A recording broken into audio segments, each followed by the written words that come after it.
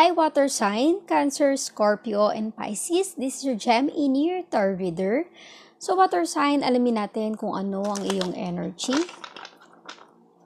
Ano ang sitwasyon na na-encounter or ma-encounter mo, water sign? Just a reminder, this is a general reading. So, this may or may not resonate with you, so don't take it personally. This is just a guide.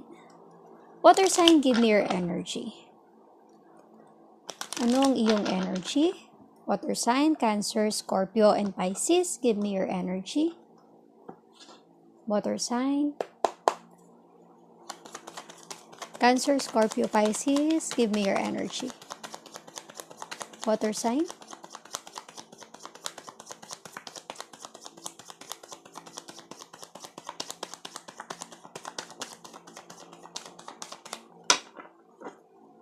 Water sign, give me your energy. Cancer, Scorpio, and Pisces. Okay, you have Queen of Cups.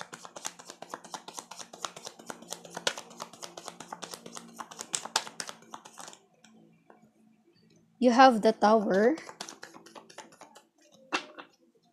Water sign, Cancer, Scorpio, and Pisces. Give me your energy.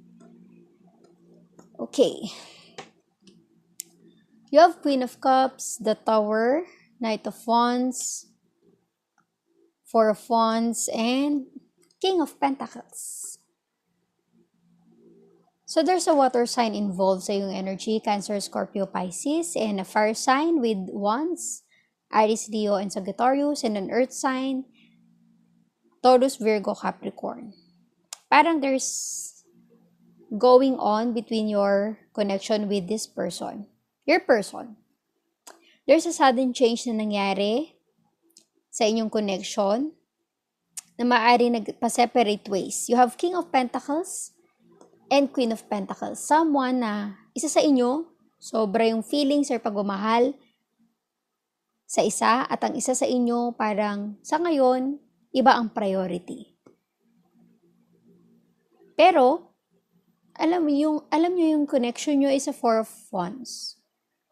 Isa yung gusto nyo na mangyari. To have a happy life with the person you love. Pero maaaring isa sa inyo parang pinursu yung career, yung dreams niya, yung pangarap niya, Knight of Wands, yung passion niya. Na nag-led sa isa na bitawan. Alamin natin.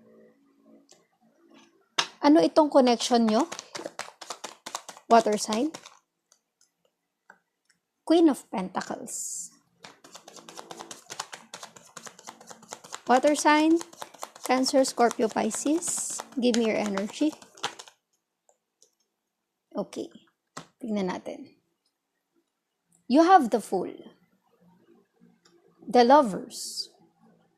The Empress. And request pa tayo ng isa. Give me your energy. The World. Water sign, you have a strong sign of Gemini in your energy with the Lovers.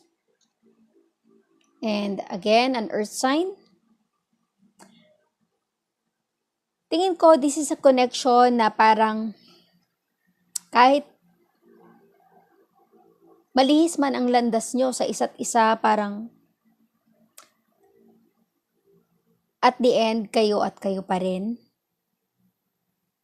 ang magsasama. Kasi nakikita ko overall, there's so much love, feelings, emotion para sa isa't isa, ang inyong connection. Parang there is something na hindi mapuputol. Kung ano man yung connection na meron kayo, you have the world. Diba? Magkanya-kanya man kayo ng buhay, landas na tinatahak, iba man ang priority nyo sa ngayon, yung parang nasa puso pa rin kayo ng isa't isa.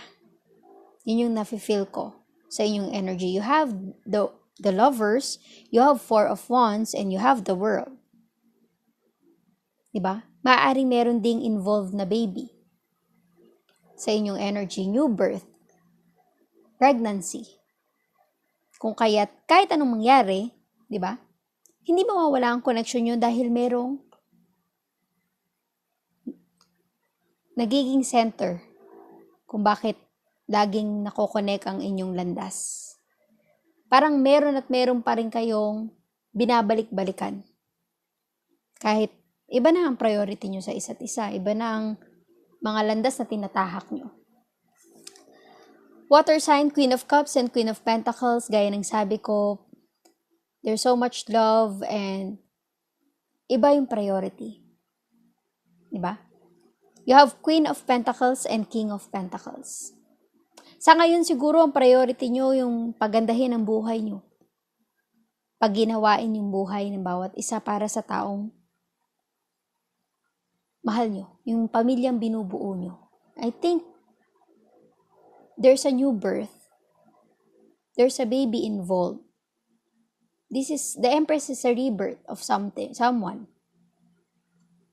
Siya ang dahilan kung bakit mabubuo ang pamilya nyo. Siya ang dahilan kung bakit hindi nawawala ang connection nyo sa isa't isa. Water sign. Diba? Kahit anong nangyari, the sudden change, diba?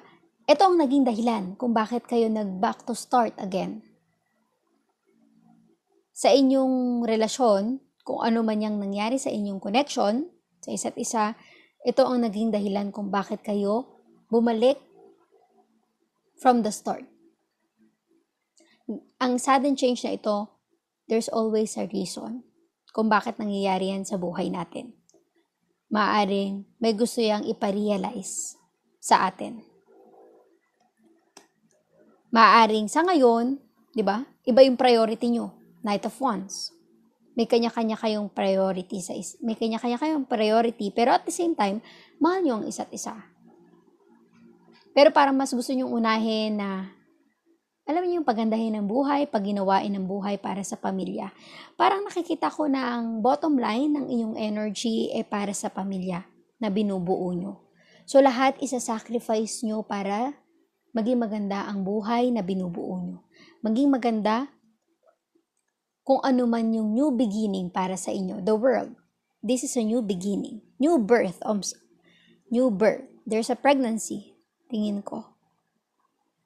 Kaya hindi mawala-wala ang connection nyo sa isa't isa, kahit na may landas kayong tinatahak, di ba? There's a sudden change, may nangyari sa inyong connection na maaaring nagpabago ng mga landas na nais yung tahakin sa buhay na hindi na magkasama, pero at the end of the day, pinagtatagpo pa rin kayo at ipag-unite pa rin kayo.